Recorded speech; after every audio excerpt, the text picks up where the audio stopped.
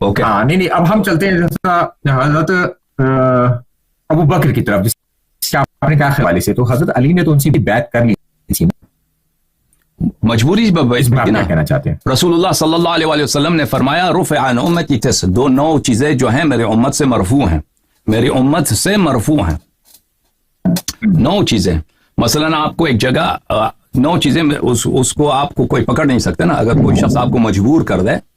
کہ آپ سے لڑیں گے، ہم آپ کا گھر جلائیں گے، آپ کو مجبور کر دیں گے کہ آپ یہ کام نہ کریں تو ہم آپ کو یا مثلا ماریں گے، آپ کو پیٹیں گے، جو بھی ہے وہ دھمکی دے، وہ اگر سیریس ہیں، آپ ان کے شر کو بچانا، شر سے بچنا چاہتے ہیں، تو آپ یہ اگر کوئی کام ان سے کراتے ہیں تو اس کی کوئی ویلیو نہیں ہے. مثلا آپ اقرار کریں یہ میرا گھر نہیں ہے، اگر آپ سے کوئی ایڈمیشن لے لیتا ہے تلوار کے ذریعے کہ یہ گھر میں جس میں آپ کی اپنی ملکیت ہے، آپ سائن کر کے دے دیں کہ یہ میرا نہیں ہے، تو وہ جو کوورژن کے تحت ہوتا ہے، اجبار کے تحت ہوتا ہے، اکراہ کے تحت، اس آپ کے سگنیچر کا دستخط کا کوئی ویلیو نہیں ہے. ٹھیک ہے نا. اسی طرح اگر کوئی شخص آپ سے اقرار لیتا ہے کہ میں نے قتل کیا ہے، آپ کو اتنا مارے پولیس والے کہ آپ وہاں پہ اعتراف کر رہے ہیں، ویڈیو بھی آپ کی بنا دیں کہ میں نے 10 افراد کو چاقو مارا، اس کی کوئی ویلیو ہی نہیں ہے، نہ شرع میں ویلیو ہے اور نہ جو عرفی قانون ہے اس میں ویلیو ہے. جو ہماری روایات ہیں اس میں یہی ہے کہ امیر المؤمنین علیہ السلام نے بیعت نہیں کیا ہے ان سے، ان لوگوں نے امیر المؤمنین علیہ السلام کے گھر پہ حملہ کیا ہے. امیر المؤمنین علیہ السلام کو حکم نہیں تھا، اجازت نہیں تھا ان سے لڑنے کی، رسول اللہ صلی اللہ علیہ وسلم کی جانب سے اور اللہ تعالیٰ کی جانب سے حکم نہیں تھا اجازت ان سے لڑنے کا. تو امیر المؤمنین علیہ السلام جو پابندی تھی، اطاعت تھی رسول صلی اللہ علیہ وسلم کی، انہوں نے کر لی، ان سے لڑے نہیں. تو وہ امیر المؤمنین علیہ السلام کو مسجد لے کے آئے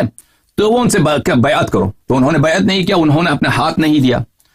تو وہ سب کھینچ رہے تھے ان کے ہاتھ زور لگا کے، ان کے وہ ہاتھ آگے نہیں کر سکتے تھے. تو خود پھر ابو بکر آئے، اس نے اپنا ہاتھ لگا دیا ان کے ہاتھ سے، کہہ دیا بیعت ہو گیا، وہ ڈکلیئر کر دیا کہ بیعت ہو گیا. ہمارے یہاں تو موجود ہے کہ وہ خطبہ دیا باقاعدہ حضرت علی نے. نہیں خطبہ آپ کے ہاں جو روایت ہے وہ یہی ہے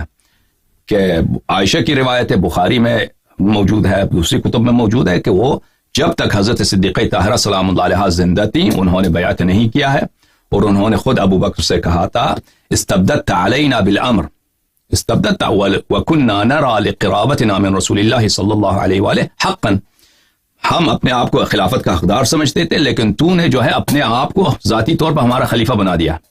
تو انہوں نے ابو بکر سے یہ کہا، لیکن اس وقت وہ بالکل تنہا رہ گئے تھے. خود عائشہ کا قول ہے کہ یہ 6 مہینے کے بعد کا واقعہ ہے، 6 مہینے تک کسی نے روایت بیعت نہیں کی. اور زہری کا بھی قول ہے، زہری تو یہ بھی کہتا ہے کہ بنی ہاشم میں سے بھی کسی نے بیعت نہیں کی.